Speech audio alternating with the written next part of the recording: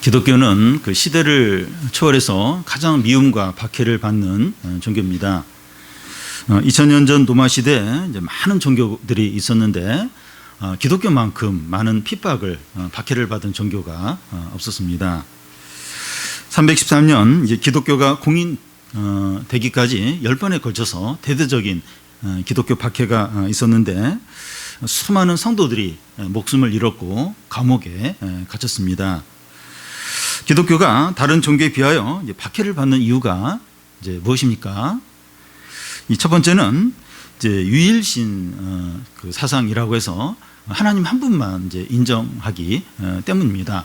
그러니까 다른 종교들은 다른 신을 인정해요. 이렇게 그걸 믿으면서도 다른 어떤 신전에 가서 또 절을 하고 그게 다 이제 통용이 되는데 이제 이 기독교만큼은 이제 이 하나님 한 분만 이렇게 섬겨야 되는 것을 분명히 하고, 이 두 번째는 도덕적인 삶을 강조해서 구별된 생활을 한다는 겁니다.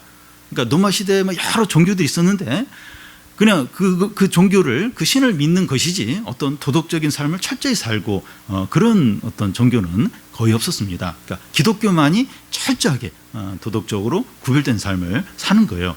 그러니까 같이 못 어울리는 겁니다. 이게 세상과 구별된 삶을 살고 또 오직 유일신 하나님 한 분만 믿어야 된다 이러니까 그리고 미움을 받고 박해를 받았던 겁니다.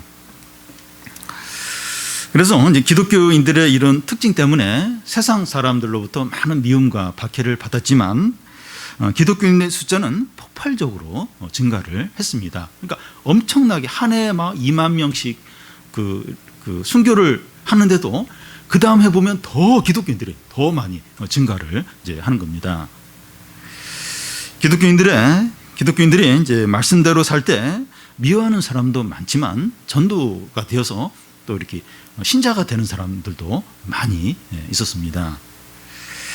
복음은 이제 사람들을 이렇게 두 분류로 나눕니다. 오늘 말씀에도 보면 복음에 대해서 사람들이 두 분류로 나뉘어진 것을 보게 됩니다. 엄청나게 미워하고 박해를 하는가 하면 또 한쪽에서는 그 신앙을 이제 갖게 되면서 너무나 기뻐하는 딱 두 분류로 이제 나눠지게 됩니다.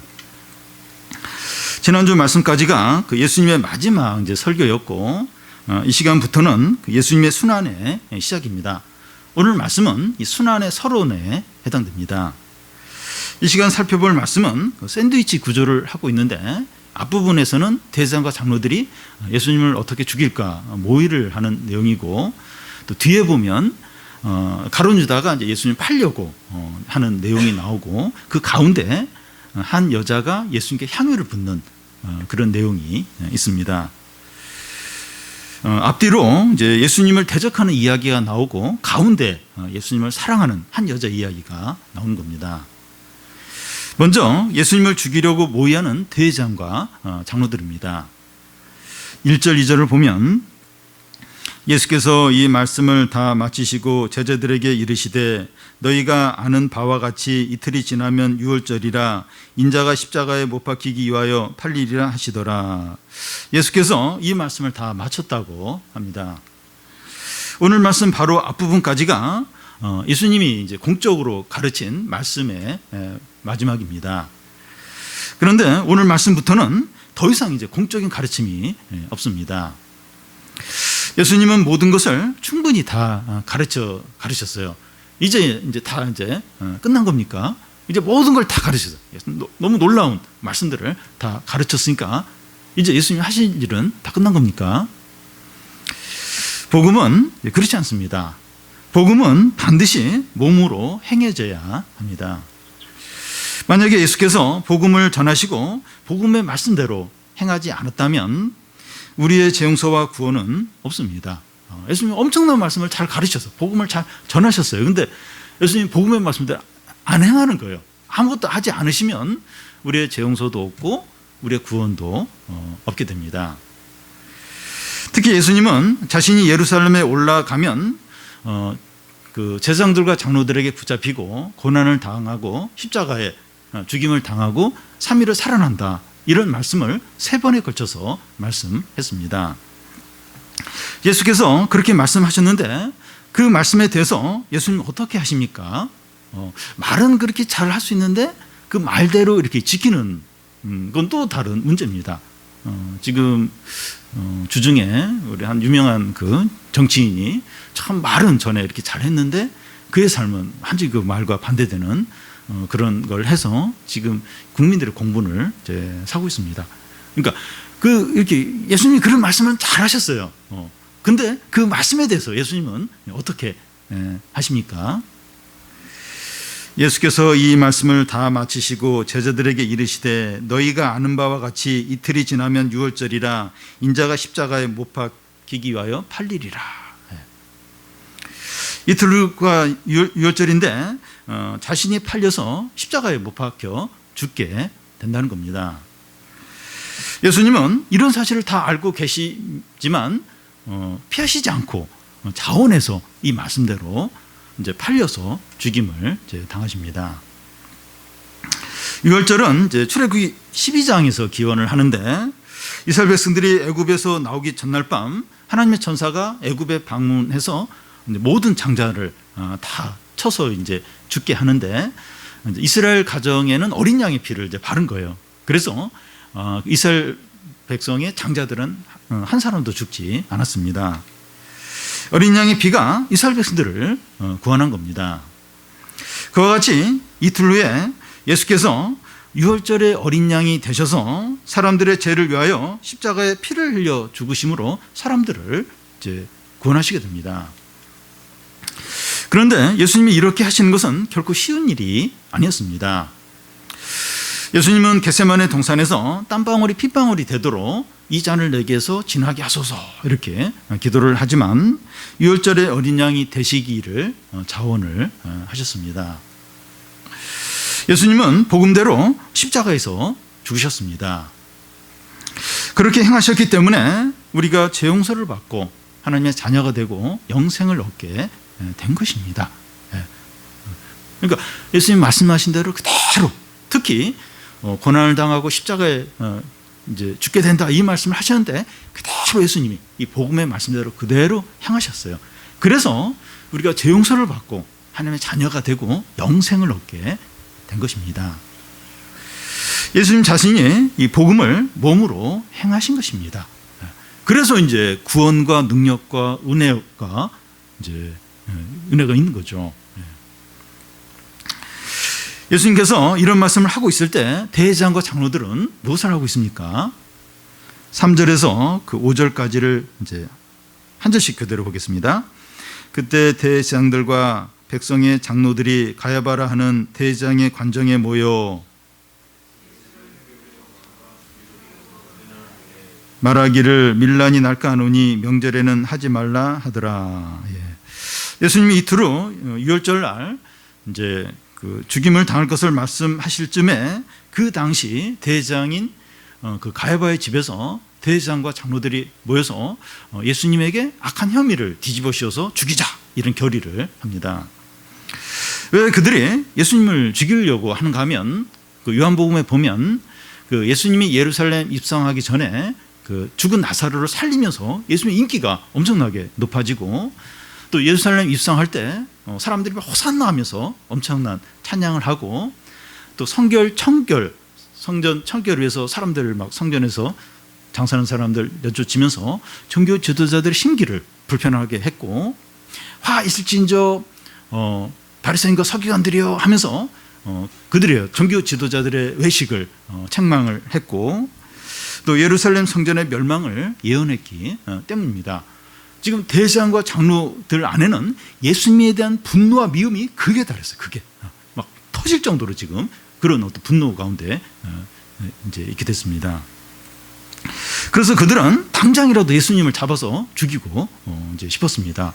근데 그들은 교활한 자예요. 그냥 무식하게 그냥 막 분노만 내는 자들이 아주 교활한 자들입니다. 예루살렘은 평상시에 주민 2, 3만 명 정도인데 유월절 같은 그런 명절이 닥치면 온 세계에 흩어져 있던 또 온 지역에 있던 유대인들이 다 예루살렘에 모이게 돼요.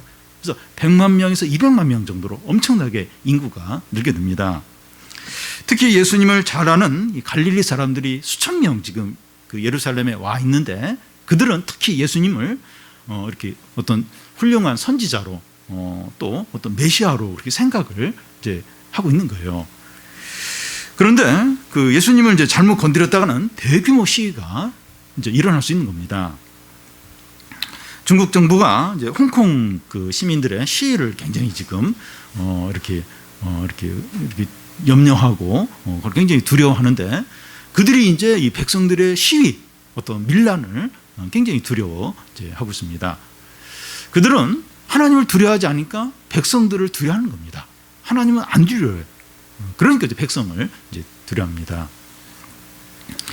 예수님은 이틀 후 그 유월절에 십자가에 달려 죽으신다고 이제 말씀을 이제 하고, 대제사장과 이 장로들은 시위가 일어날까 두려우니까 명절이 다 끝난 후에 예수님을 죽이자 이렇게 결의를 했습니다. 예수께서 죽기 원하시는 때와 종교 지도자들이 예수님을 죽이려고 하는 날이 달라요. 이게 날이 다릅니다. 그런데 대제사장과 장로들이 실세예요. 뭔가를 할 수 있는 그런 실세들입니다. 그들이 움직이지 않으면 하나님의 뜻도 이루어지지 않을 것 같습니다. 하나님의 뜻은 이런데 실세들은 전혀 다른 때를 생각을 하고 있는 겁니다. 어떻게 될까요? 예수님이 죽으실 날과 또 대제사장과 장로들이 예수님을 죽이려고 하는 날이 달라요. 이거 어떻게 되겠습니까? 14절에서 16절을 보면 예수님의 12제자 중에 하나인 가룟 유다가 예수님을 팔려고 대제사장을 찾아옵니다. 그때가 언제인가 하면 대제사장과 장로들이 가야바의 집에서 예수님을 죽이러 결의를 한 그 직후로 보입니다. 가룟 유다가 대제사장에 찾아와서 예수님을 넘겨주겠다고 하니까 이 대제사장들 입장에서 보면 너무나 고마운 거예요. 너무나 이제 기쁜 겁니다. 대제사장과 장로들이 예수님을 직접 잡으려고 하면 그게 이제 군중들에게 이제 드러나기라도 하면 이제 시위가 밀란이 일어날 수 있는데, 그 예수님의 수제자가 먼저 와서 예수님을 넘기겠다고, 비밀리에 넘기겠다 이러니까 너무나 이제 좋은 겁니다. 그래서 대제사장과 장로들이 이 가룟 유다의 제안을 받고 예수님을 처치하기로 했던 그 때를 바꿔서 유월절날 처치하기로 그렇게 계획을 바꾸게 됩니다. 이것이 보여주는 게 뭡니까? 하나님은 사람들의 악한 계획까지도 사용하셔서 하나님의 뜻을 이루실 때가 있다는 겁니다. 부르심을 입은 자에게는 모든 것이 합력하여 선을 이룬다고 하는데, 여기 모든 것에 이 악한 일도 해당이 됩니다. 우리에게는 불행이고 나쁜 일이고 아픔이지만 그런 일들까지 하나님의 뜻을 이루는데 사용이 된다는 겁니다. 성적이 떨어지고 친한 사람과의 관계가 멀어지고 또 이 경제적으로 어렵고 질병이 생기는 것 같은 그런 안 좋은 일들을 통해서도 하나님의 뜻이 이루어질 수 있다는 겁니다. 그런 어려움을 통해서 우리가 겸손해지고 또 죄를 버리고 또 이렇게 신앙을 회복하는 기회가 될 수 있다는 겁니다. 불행한 일을 통해서 영적인 유익이 있고 하나님의 뜻이 이루어질 수 있다는 겁니다. 그러니까 좋은 일, 어떤 응답되는 일, 그런 일뿐만 아니라 불행으로 여겨지는 어떤 그런 일을 통해서도 우리가 영적인 유익을 얻고 하나님의 뜻이 이루어질 수 있다는 겁니다. 그래서 불행과 어려움을 우리가 믿음으로 반응하면 그게 다 선하게 하나님의 뜻이 이루어지는 기회가 이제 되게 됩니다. 그러면 대제사장과 이 가룟 유다의 제약을 통해서 하나님의 뜻이 이루어졌으니까 그들의 죄는 무죄합니까? 그렇지 않아요. 그들의 죄에 대해서는 각자가 책임을 지고 벌을 받게 됩니다. 그리고 하나님의 말씀과 현실이 반대가 될 때 이 말씀을 더 신뢰해야 한다는 겁니다. 예수님은 이틀 후 이제 그 유월절에 십자가에 달려 죽으시기로 그렇게 정하시고, 대제사장과 장로들은 그렇게 할 생각이 전혀 없어서 하나님의 말씀이 무산될 것 같았는데, 결국 하나님의 말씀대로 예수님은 유월절 날 십자가에 달려 죽으시게 됩니다. 우리는 믿지 않는 사람들과 현실 가운데서도 하나님의 다스림을 인정하고 낙심하지 않아야 합니다. 하나님의 말씀은 이런데 현실은 전혀 달라요. 그리고 주위에 이제 다 믿지 않는 사람이고 그래서 낙심하기가 쉬워요. 내가 말씀을 붙드는데 그 말씀대로 돼야 되는데 전혀 상황들은 이제 안 그러니까 낙심하기가 쉽습니다. 그래도 이 말씀을 붙들고 말씀대로 살아야 됩니다. 왜냐하면 결국은 말씀대로 돼요. 결국 말씀대로 됩니다. 왜냐하면 하나님 모든 걸 다스리기 때문에 결국 말씀대로 됩니다. 다음은 한 여자가 예수님께 귀한 향유를 붓는 겁니다. 6절, 7절을 우리 한 절씩 교대로 읽겠습니다. 예수께서 베다니 나병 환자 시몬의 집에 계실 때 한 여자가 매우 귀한 향유 한 옥합을 가지고 나와서 식사하시는 예수의 머리에 부으니. 예, 이 베다니에 그 예수님과 가까운 사람들이 살고 있었습니다.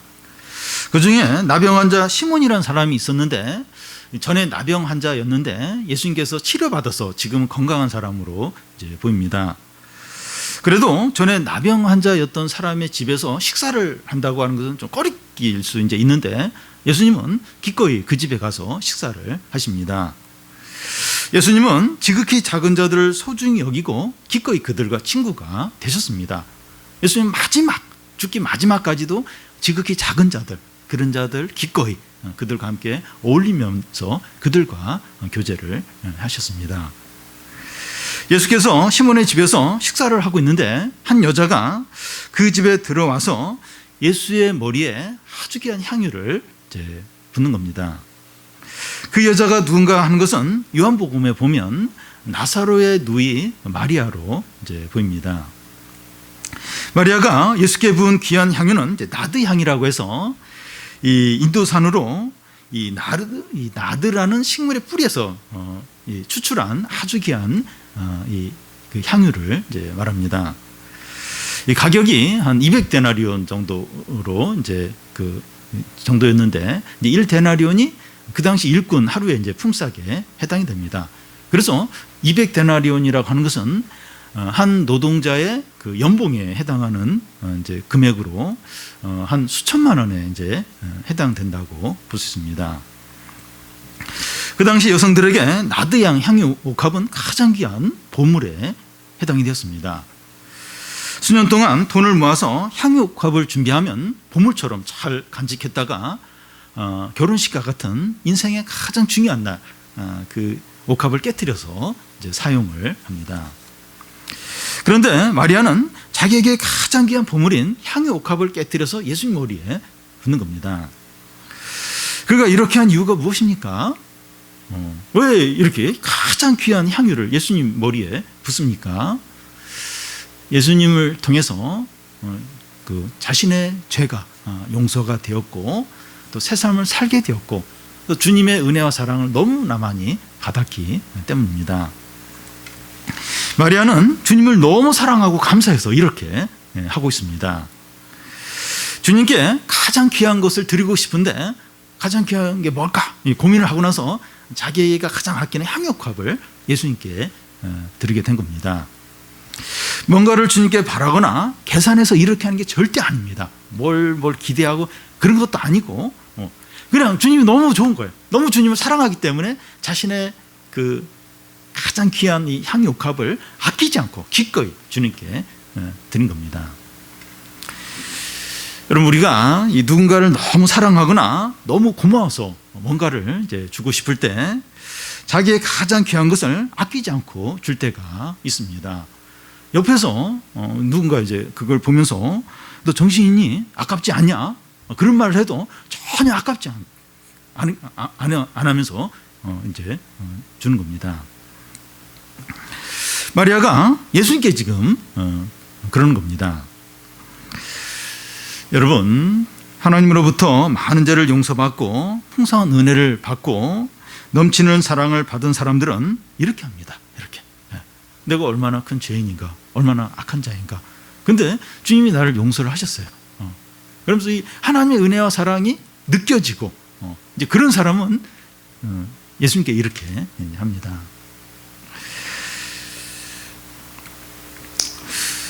주님께 가장 귀한 것을 드리고 싶어요. 주님을 위해서 뭔가라도 막 하고 싶은 그런 마음이 듭니다. 우리는 주님의 사랑과 은혜로 재용서를 받은 경험이 있습니까? 우리 자신을 한번 돌아보면서 내가 이 주님의 사랑과 은혜로 나의 그 많은 죄, 심각한 죄들이 다 용서되었다. 그런 경험이 있습니까? 그래서 주님을 마음과 힘을 다해서 가장 귀한 것으로 이렇게 드립니까? 그렇게 그걸 드리면서 이렇게 사랑합니까? 그렇지 못하다면 내가 철저한 죄인이었지만 죄 용서를 이제 받았는지 하나님의 사랑과 은혜를 받았는지 내가 진짜 이 죄 용서를 받았나? 내 진짜 큰 죄인인데 많은 죄를 지었는데 내가 진짜 이 죄가 용서를 받았나? 또 하나님의 은혜와 사랑을 진짜 받았나? 한번 돌아봐야 합니다. 이런 적이 없다면 죄 용서를 받고 은혜를 경험하시길 바랍니다. 내가 얼마나 큰 죄인인가? 내가 어떻게 죄 용서를 받았는가? 나에게 임한 하나님의 은혜와 사랑이 얼마나 큰가? 이걸 받아야 돼요. 이걸 다시 경험을 해야 됩니다. 그래서 우리도 하나님을 뜨겁게 사랑하고 감사하기를 바랍니다. 다음은 여자가 향유를 예수께 부은 것에 대해서 제자들과 예수님의 반응입니다. 먼저 제자들의 반응을 보면 8절 9절을 우리 한 절씩 교대로 읽겠습니다. 제자들이 보고 분개하여 이르되 무슨 의도로 이것을 허비하느냐? 이것을 비싼 값에 팔아 가난한 자들에게 줄 수 있었겠도다 하거늘. 여자가 예수의 머리에 귀한 향유를 붓는 것을 보면서 제자들이 크게 화를 내면서 허비한다고 비난합니다. 이것을 비싼 가격에 팔아서 가난한 자들에게 나누어줄 수 있었을 텐데 이 비싼 향유를 예수님의 머리에 부어서 낭비를 하고 있다는 겁니다. 요한복음에 보면 이런 말을 가룟 유다가 주도적으로 하고 다른 제자들이 동조하는 것으로 되어 있습니다. 같은 요한복음에 보면 유다가 가난한 자를 생각한 것이 아니라 돈을 좋아했기 때문이라고 말합니다. 가룟 유다와 제자들이 하는 말을 보면 가난한 자들을 끔찍하게 생각하는 것 같은데 사실은 그렇지 않습니다. 제자들이 이렇게 반응하는 이유가 무엇입니까? 예수님을 사랑하지 않고 은혜 감사를 하지 않기 때문입니다. 만약에 그들이 예수님을 진정으로 사랑하고 은혜에 감사했다면 이 여인이 귀한 향수를 예수님께 부었을 때 너무나 좋아하면서 기뻐했을 겁니다. 그런데 예수님을 사랑하지 않고 감사하지 않으니까 화를 내면서 낭비한다고 비난을 하는 겁니다. 물론 제자들이 예수님을 전혀 사랑하지 않고 감사하지 않는 것은 아닙니다. 그렇지만 예수님을 전심으로 사랑하고 감사하는 것은 아닙니다. 다시 말해서 제자들은 예수님과의 관계에서 어느 선까지는 괜찮은데 그 선을 넘어서 더 많고 좋은 것을 드릴 때는 화가 나고 낭비하는 것처럼 여기는 겁니다. 우리에게도 이 제자들의 이런 부분이 있을 수 있습니다. 우리가 주님과의 관계에서 어느 선까지만 하기로 이제 정할 수 있습니다. 신앙생활에서 이런 미련이 필요하기도 합니다. 주님을 위해서 사용하는 시간과 물질과 수고하는 것을 어느 정도까지만 하기로 나름대로 이제 정할 수 있습니다. 다 나름대로 그런 부분은 이제 정해져 있을 겁니다. 예를 들어서 한 주 동안에 예배는 몇 번 드리고 봉사는 이제 어느 정도 하고 헌금은 이제 얼마 정도 하겠다. 그걸 나름대로 이제 다 이제 정해서 그렇게 하고 있습니다. 그런데 그 선에 미치지 못할 때가 있고 그 선을 넘어서 해야 할 때가 있습니다. 우리가 정한 선보다 넘어선 시간이나 또 물질이나 수고를 해야 할 때 우리가 어떻게 반응을 하느냐 하는 걸 통해서 우리가 주님을 진짜 사랑하느냐 하는 것이 드러나게 됩니다. 예를 들어서 이제 헌금을 이제 생각을 해보면 평상시에 잔돈으로 이렇게 헌금을 했는데 어느 날 잔돈이 없고 큰 돈만 있을 때 헌금을 해야 되나 말아야 되나 그러다가 전보다 많은 헌금을 해야 할 때 화가 나고 너무 아깝게 여기느냐 하는 겁니다. 시간 사용에서도 마찬가지인데 경건의 시간이나 또 예배나 모임 참석 시간을 나름대로 이제 정하고 이제 지키는데 다른 때보다 더 시간을 사용해야 될 때 짜증이 나고 손해로 여기느냐 하는 겁니다. 이 수고하는 부분도 이제 생각해 볼 수 있는데 나는 이 정도까지만 이제 봉사할 수 있다. 이제 그렇게 지키다가 더 해야 될 때, 더 이렇게 섬기고 더 이제 수고를 해야 할 때 화가 나고 생고생하는 것으로 여기느냐 하는 겁니다. 여러분, 우리가 좋아하고 사랑하는 사람에게는 무엇을 주어도 아깝지 않은데 예쁜 구석이 하나도 없는 사람에게는 작은 거 하나 주면서 너무 아까운 거예요. 너무 아까운 생각이 들게 됩니다. 우리가 주님에게 인색할 수 있습니다. 주님 우리에게 아무것도 아끼지 않고 모든 걸 주셨고 너무나 사랑하세요.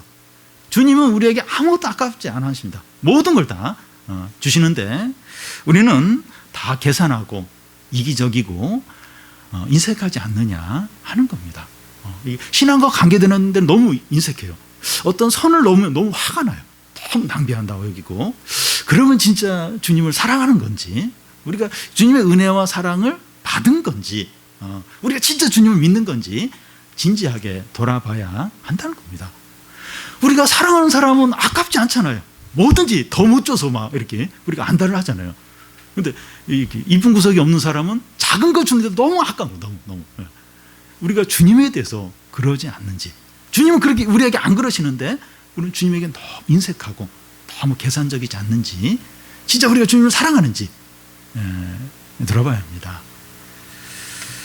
다음은 그 여자가 행한 것에 대한 그 예수님의 반응입니다. 10절 11절을 한 절씩 읽겠습니다. 예수께서 아시고 그들에게 이르시되 너희가 어찌하여 이 여자를 괴롭게 하느냐, 그가 내게 좋은 일을 하였느니라. 가난한 자들은 항상 너희와 함께 있거니와 나는 항상 함께 있지 아니하리라. 네. 이 여자는 예수님을 너무 사랑해서 순수한 마음으로 향유를 부은 것인데 이 제자들은 다 화를 내면서 비난하니까 이 여자는 당황스러운 거예요. 그러면서 힘들어하는 겁니다. 예수님은 이 여자를 힘들게 하지 말라는 거예요. 그가 나에게 좋은 일을 했다는 겁니다. 남들이 뭐라고 해도 주님이 칭찬하면 된 겁니다. 바울은 고린도전서 4장에서 다른 사람이 자기를 판단하는 것이나 또 그 판단하는 일을 이렇게 작은 일로 여기고 나도 내 자신을 판단하지 않는다고 하면서 오직 주님이 나를 심판하신다고 그렇게 말했습니다. 그래서 다른 사람이 무슨 얘기를 하든지 아무 신경 쓰지 않고 독불장군으로 사는 게 옳다는 것이 아니라 내가 주님 앞에서 돌아볼 때 내가 믿음으로 한 거예요. 믿음으로 했는데 남들이 다 이렇게 비난을 하고 판단을 하고 나도 내 자신을 볼 때 내가 잘못된 것처럼 그렇게 보인다 할지라도 주님 앞에서 주님 뭐라고 말씀하시는지 주님 앞에서 옳다 하면 옳은 거예요. 잘한 겁니다. 우리가 기도하며 하나님 뜻대로 했는데 상대방이 오해를 하고 가까운 사람들이 비난하는 경우가 있습니다. 나는 믿음으로 했다고 하는데 내 편은 아무도 없을 때가 있습니다. 그럴 때 사람들이 하는 말이나 내 자신의 판단까지도 작은 일로 여기라는 겁니다. 우리가 선한 일을 하면서 낙심하지 않아야 한다는 거예요. 낙심하기가 쉽다는 거예요. 자꾸 옆에서는 그걸 이렇게 인정을 안 하고 비난하고 오해하고 이제 그럴 때가 너무 많은 거예요. 그래서 우리가 선한 일을 하면서 믿음을 하면서 낙심하지 않아야 합니다. 예수님은 가난한 자들을 항상 너희와 함께 있거니와 나는 너희와 항상 함께 있지 못한다고 하십니다. 이 말씀은 가난한 자를 도와주는 걸 반대한다든지 소홀히 하라는 것이 아닙니다. 가난한 자들을 돕는 것이 중요하지 않다는 것이 아니라 주님을 사랑하고 섬기는 것이 더 우선이라는 겁니다. 이게 우선순위를 지금 이야기하는 겁니다. 가난한 자들 섬기지 말고 나만 섬겨라, 그 얘기가 아니라 뭐가 더 우선이냐, 하나님을 사랑하고 섬기는 게 사람을 사랑하는 훨씬 더 우선이라는 겁니다. 주님을 진정으로 사랑하는 사람이 가난한 사람들을 사랑할 수 있습니다. 그래서 요한복음 끝부분에서 이제 부활하신 그 예수님이 승천하시기 전에 베드로에게 네가 나를 사랑하느냐 3번이나 묻고 베드로가 그렇다고 대답을 하니까 내 양을 먹이라 이렇게 말씀을 하십니다. 예수님을 진정으로 사랑하는 것이 다른 사람을 이제 사랑하는 것보다 먼저예요. 하나님을 사랑하는 게 다른 사람을 사랑하는 것보다 먼저입니다.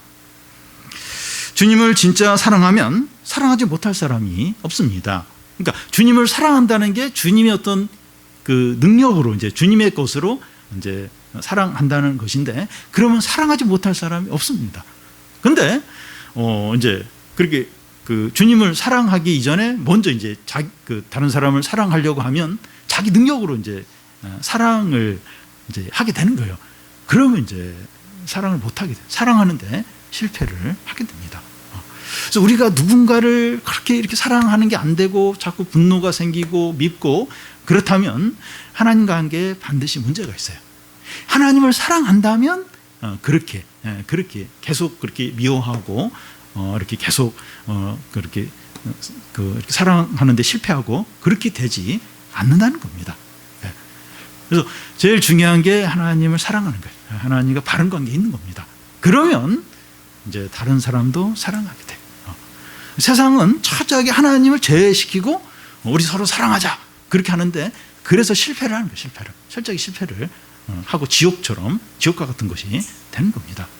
하나님 관계를 회복하고 하나님을 전심으로 사랑할 때 그때 가족과 부부 관계와 부모와 자녀 관계와 또 가까운 사람들 더 확대해서 원수 같은 사람들까지 사랑할 수 있게 되는 거죠. 예수님은 더 나아가서 이 여자가 자신의 장례를 준비했다고 칭찬을 하십니다. 12절을 보면 이 여자가 내 몸에 이 향수를 붓는 것은 내 장례를 위하여 함이니라. 이 나드향의 이 향수는 시체를 썩지 않게 하는 이 방부 효과가 있다고 합니다. 이 여자의 행위가 예수님의 장례를 준비했다고 하는데 두 가지 측면으로 볼 수 있습니다. 하나는 여자가 모르고 예수님께 향유를 부었는데 예수님은 자신의 장례를 준비한 것으로 이제 여겼다는 겁니다. 그럴 수 있습니다. 마리아는 예수님이 곧 돌아가신다는 것을 모르고 단지 예수님을 사랑하는 마음으로 향유를 부었는데 예수님은 자신의 장례를 준비한 것으로 이제 여기는 겁니다. 우리가 아무것도 모르고 선행을 했는데 이 하나님의 뜻을 이루는데 사용되는 경우가 많습니다. 저희 경우 이제 제가 이제 청소년 캠프를 한 30여 년을 이제 했는데 청소년을 돕고 싶은 마음에서 이제 시작한 거예요. 이게 뭐 청소년 사역이 하나님의 뜻이다 이런 건 뭐 생각 못 하고 그냥 청소년을 돕고 싶다 이런 마음으로 시작을 한 것이고 또 신학을 한 이유도 신학을 해서 하나님의 뜻을 이루겠다 그런 것도 아니고 청소년을 돕는데 이게 말씀으로 돕는 게 더 효과적으로 잘 도울 것 같아서 신학을 했던 겁니다. 우리는 많은 경우에 하나님의 뜻을 모르는 가운데 다른 영혼을 섬기고 봉사하고 헌금을 했는데 나중에 하나님의 뜻을 이루는데 사용된 경우를 나중에 이제 아는 경우가 많습니다. 그래서 이 복잡하게 많은 생각을 하지 말고 이 주님을 사랑하고 감사하는 마음으로 작은 일이라도 하면 하나님께서 그걸 너무나 귀하게 너무나 아름답게 사용하십니다. 근데 우리는 너무 생각이 많은 경우가 많아요. 너무 복잡해요. 너무. 그래서 막 생각을 하다가 그냥 포기를 해버려요. 근데 그게 뭐 죄 짓는 게 아니라면 이렇게 하나님을 사랑하고 믿음으로 작은 일이라도 하는 거예요. 아, 이거 하나님 기뻐하시겠다. 이게 옳은 것 같다. 그러면 그냥 하는 거예요. 그러면 하나님 그걸 너무 아름답게 귀하게 사용을 하십니다. 이 마리아는 그냥 예수님 사랑해서 그냥 향수를 이제 그 예수님께 그냥 부었을 수 있는데 예수님의 그 장례를 준비하는 엄청난 그런 일을 이제 한 것이 이제 되는 겁니다. 여자가 이제 향유를 예수님께 부은 것이 장례를 준비했다 하는 다른 어떤 측면을 이제 살펴보면 여자가 예수께 그 곧 예수께서 곧 이제 돌아가실 것을 알고 이렇게 했다는 겁니다. 예수님은 자신이 예루살렘에 올라가면 대제사장과 장로들에게 붙잡혀서 죽임을 당한다. 이걸 3번에 걸쳐서 말씀을 하셨습니다. 이런 사실을 제자들이 알았고 이 마리아도 알았을 가능성이 있습니다. 마리아가 이런 사실을 알고 이제 향유를 부었다고 얼마든지 볼 수 있습니다. 12 제자들은 이런 사실을 알고 있으면서도 아무런 준비를 하지 않았는데 마리아는 12 제자도 아니면서 장례 준비를 이제 한 것입니다. 우리도 이제 말씀을 듣거나 읽고 나서 이제 이렇게 하는 것이 하나님의 뜻이구나 하는 것을 알 때가 있습니다. 그런데 제자들처럼 말씀을 안다고 해서 꼭 행하는 것은 아닙니다. 그러나 말씀을 알았을 때 행하는 것은 귀한 것입니다. 행함이 없는 믿음은 죽은 믿음이다. 그렇게 했는데 우리도 이제 말씀을 알게 되면 말씀대로 반드시 행하도록 해야 됩니다. 말씀을 알면 해야죠. 그대로 이제 행해야 됩니다. 마리아가 하나님의 뜻을 알았든 몰랐든 주님을 사랑하심으로 행한 일을 예수님은 너무 귀하게 너무나 아름답게 사용을 하셨습니다. 마리아가 행한 일을 어떻게까지 칭찬을 하십니까? 13절을 우리 같이 한번 읽겠습니다. 내가 진실로 너에게 이르노니 온 천하에 어디서든지 이 복음이 전파되는 곳에서는 이 여자가 행한 일도 말하여 그를 기억하리라 하시니라. 복음과 이 여자가 행한 일을 동급으로 이렇게 똑같은 수준에 놓고 복음이 온 세상에 전파될 때마다 이 여자가 행한 일도 함께 알려져서 기억되어야 한다고 하십니다.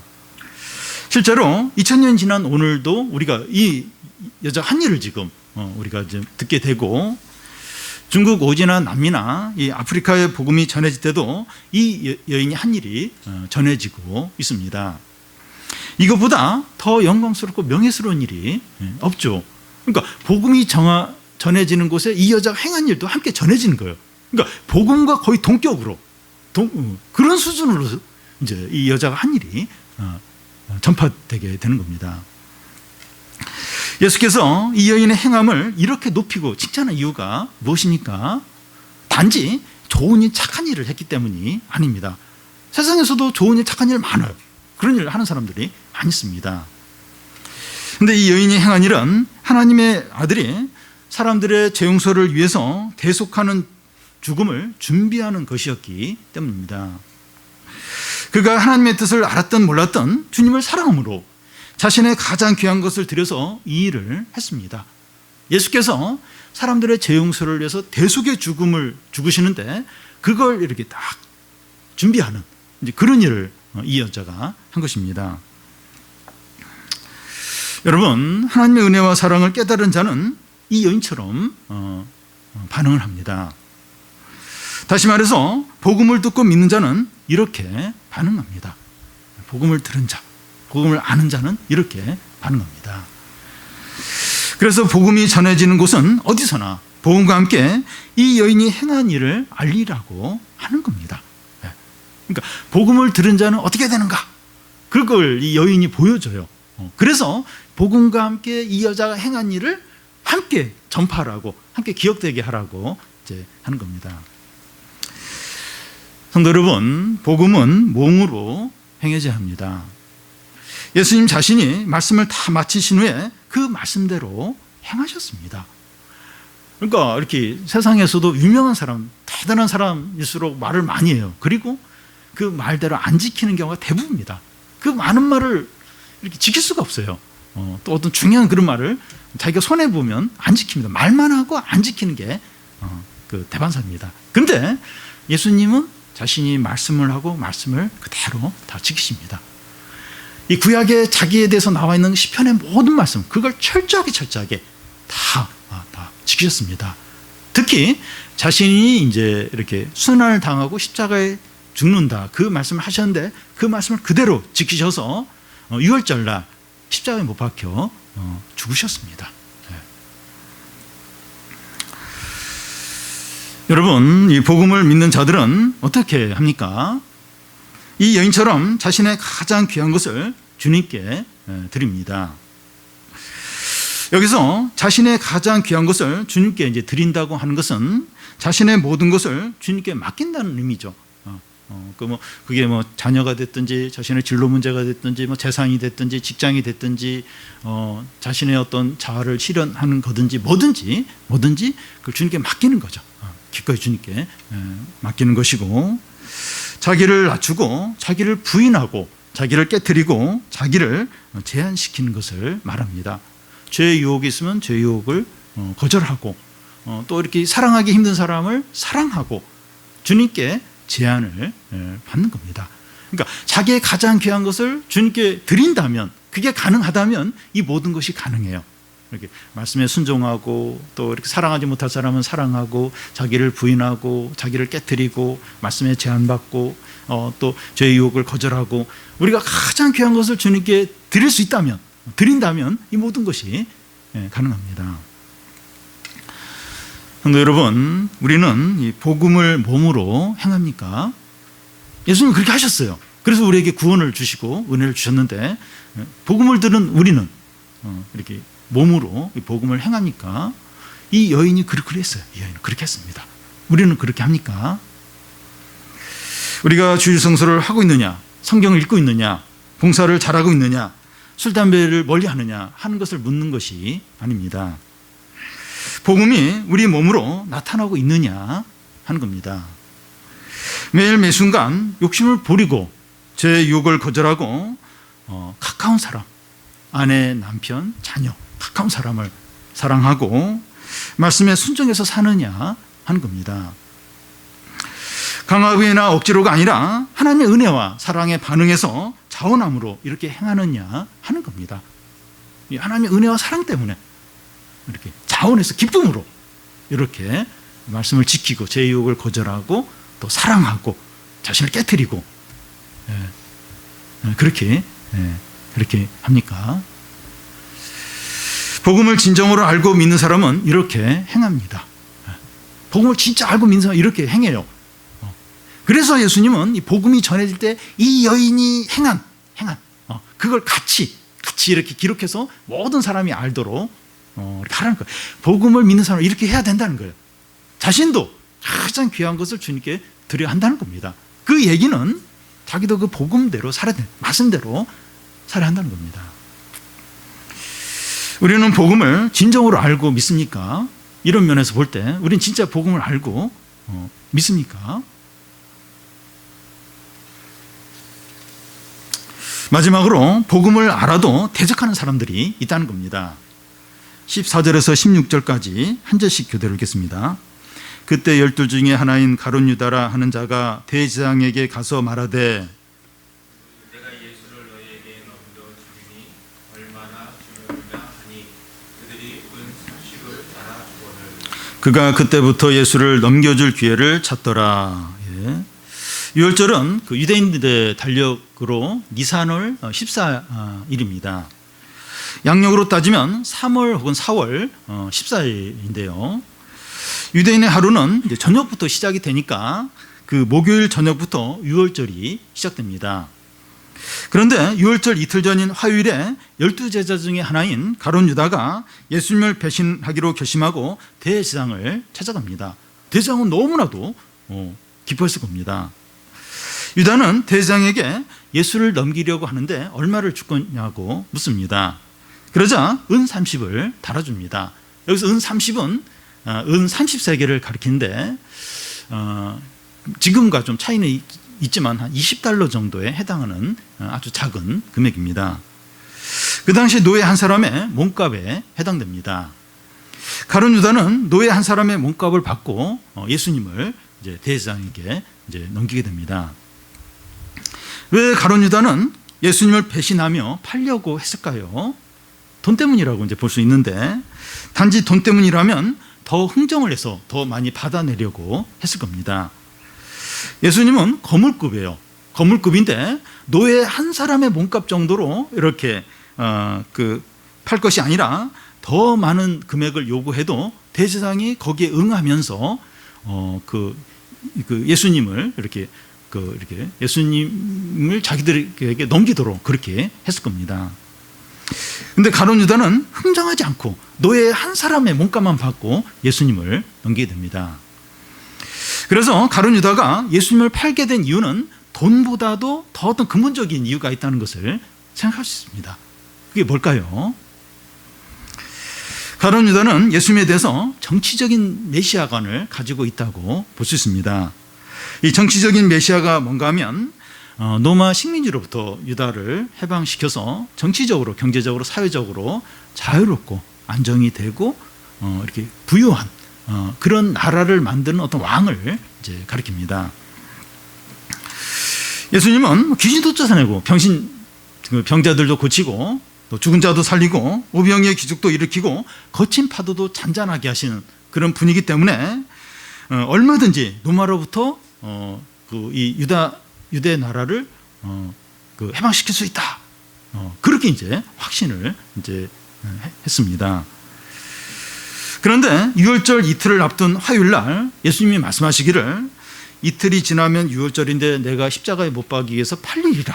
이제 이런 말씀을 하는 겁니다.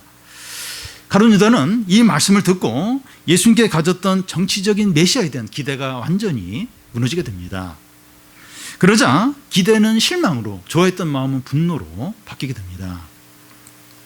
가룟 유다는 예수님과 3년간 동고동락하면서 마지막 순간까지 같이 하면서 예수님이 어떤 분인가 하는 것을 정확하게 알게 됩니다. 다시 말해서 복음이 뭔가 하는 것을 분명하게 알게 됩니다. 그런데 그는 예수님을 너무나 미워하고 분노하고 대적하는 자리로 가게 됩니다. 그러니까 3년 동안 딱 함께 있었어요. 그리고 마지막 순간까지 함께 있으면서 예수님이 어떤 분인가, 복음이 뭔가 너무나도 명확하게 알게 됐어요. 그런데 가룟 유다는 그렇게 예수님을 알고 나서, 복음을 알고 나서 너무나 분노하는 거예요. 너무나 미워하는 거예요. 그래서 대적하는 자리로 가는 겁니다. 향유를 부은 여자는 예수님이 어떤 분인지 알자 너무나 그 예수님을 사랑하면서 자신의 가장 좋은 것을 드리려고 하는데, 가룟 유다는 예수님이 어떤 분인가 알게 되자 이를 가려요. 이를 하면서 분노를 하면서 이렇게 없애려고 하는 겁니다. 여러분, 이 복음이 뭔가 하는 것이 선포가 되면 사람들은 양극단의 반응 중에 하나를 보이게 됩니다. 너무나 감격하며 자신의 모든 것을 드리려고 하든지, 반대로 냉담하면서 대적을 하는 겁니다. 뭐 겉으로 드러나게 그렇게 반응은 하지 않더라도 마음속으로 사랑과 기쁨과 감사가 넘치든지, 아니면 냉랭함과 미움과 분노가 가득해지는 겁니다. 겉으로 막 화를 내고 막 소리 지르고 그러진 않더라도 속마음이 진짜 감사하고 사랑하고 그 주님을 향해서 기쁨이 가득하든지, 아니면 아주 마음이 차가워지는 거예요. 그리고 어떤 증오심, 그리고 어떤 무시하는 마음, 비웃는 마음이 그 마음에 가득해지는 겁니다. 성도 여러분, 우리는 복음에 대해서 어떤 반응을 보입니까? 겉으로 막 욕하고 그 얘기를 하는 게 아니라 우리 마음에서 이 복음에 대해서 어떻게 반응을 보입니까? 예수님의 십자가 복음을 들으면서 솔직하게 어떤 심정입니까? 만약에 그리스도의 십자가에 대해서 들으면서도 아무런 느낌이 없고 냉랭하고 짜증이 난다면, 다시 말해서 우리가 정한 선보다 더 시간과 물질과 수고를 할 때 화가 나고 억울한 생각이 너무나 든다면 우리는 가룟 유다의 부류에 속한다고 볼 수가 있습니다. 신앙 경력이 오래되었고 직분자이고 교회를 열심히 섬기고 있고 성경 지식이 많다고 할지라도 가룟 유다의 부류에 속한 것으로 볼 수 있습니다. 어떻게 합니까? 우리의 죄인됨과 불신앙을 해결해야 됩니다. 왜 그럴까? 왜? 근데 예수 믿는데 왜 내 상태는 이럴까? 왜? 이렇게 하나님께 이렇게 뭔가 이렇게 좀 많이 간다 싶으면 왜 이렇게 화가 나고 왜 이렇게 힘들까? 자신의 불신앙과 이 교만에 대해서 해결해야 합니다. 나같이 약한 죄인을 향한 하나님의 사랑과 은혜를 깨닫는 거예요. 이걸 모르니까 지금 이런 겁니다. 주님이 나를 얼마나 사랑하시고 나를 얼마나 나에게 얼마나 큰 은혜를 베푸셨는가, 얼마나 내가 악한가, 얼마나 소망없는 죄인인가, 이걸 모르는 거예요. 이걸 깨닫도록 하고 주님을 향한 사랑과 기쁨과 감사가 회복되도록 기도해야 됩니다. 왜 이렇게 내 안에 이런 기쁨과 감사가 없을까? 왜 이렇게 뜨거움이 없을까? 그걸 위해서 기도를 해야 돼. 이게 회복이 되도록, 이게 살아나도록. 그러기 위해서는 내가 얼마나 철저한 죄인인가, 얼마나 소망 없는 자인가, 이걸 깨달아야 돼. 철저히 깨달아야 돼. 그래야 이제 하나님의 은혜가 느껴지고, 그래야 이제 하나님께 감사와 또 이렇게 사랑이 이제 생기게 되죠. 이걸 위해서 기도를 해야 됩니다. 우리가 분명히 거듭났고 또 재용서를 받았고 하나님 자녀임에도 불구하고 우리 마음이 그렇게 냉랭할 수가 있어요. 십자가 복음이 너무 냉랭하고 또 주님을 위해서 뭔가 이렇게 많이 간다 싶으면 너무 막 아깝고 그럴 수 있어요. 은혜가 없을 때 그럴 수 있습니다. 내가 왜 상태가 이럴까? 이렇게 심각한가? 내 신앙이 어떻게 가룟유다와 같은 수준인가? 회개를 해야 되죠. 내가 진짜 재용서 받는 게 맞는가? 내가 진짜 주님을 믿는 게 맞는가? 내가 진짜 주님을 사랑하는가? 내 신앙이 왜 이렇게 냉랭하고 왜 이렇게 돌처럼 차가운가? 주님께 이렇게 은혜를 구해야 되죠. 회개를 해야 되죠. 다시 좀 금식을 한다든지 하면서 좀 이게 회복이 되도록 구해야 됩니다. 예수님은 자신이 말씀하신 대로 십자가 위에서 죽기까지 순종을 하셨습니다. 복음은 자신의 몸으로 철저히 행해야 합니다. 마리아는 자기의 가장 귀한 향유값을 예수님께 부음으로 복음대로 행했습니다. 복음은 우리의 몸으로 행해져야 돼요. 그럴 때 이 기쁨과 감사와 능력과 풍성함을 느끼게 됩니다. 그러니까 예수님이 자신의 몸으로 이 복음의 말씀대로 행해서 우리에게 구원과 능력과 은혜와 풍성한 삶을 주신 것처럼 이제 우리도 이제 이 복음대로 이 말씀대로 행할 때, 몸으로 행할 때 그때 능력과 기쁨과 풍성함과 은혜를 누리게 됩니다. 그런데 그렇게 하지 않으면 없어요. 아무것도 없게 됩니다.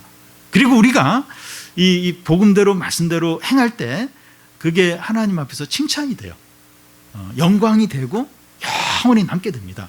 그러니까 이 여자가 이 복음대로 행한 것을 복음과 함께 이게 영원히 이렇게 사람들이 기억하도록 한 것처럼 우리가 그렇게 복음대로 말씀대로 이렇게 행할 때 그게 너무나 귀하다는 거예요.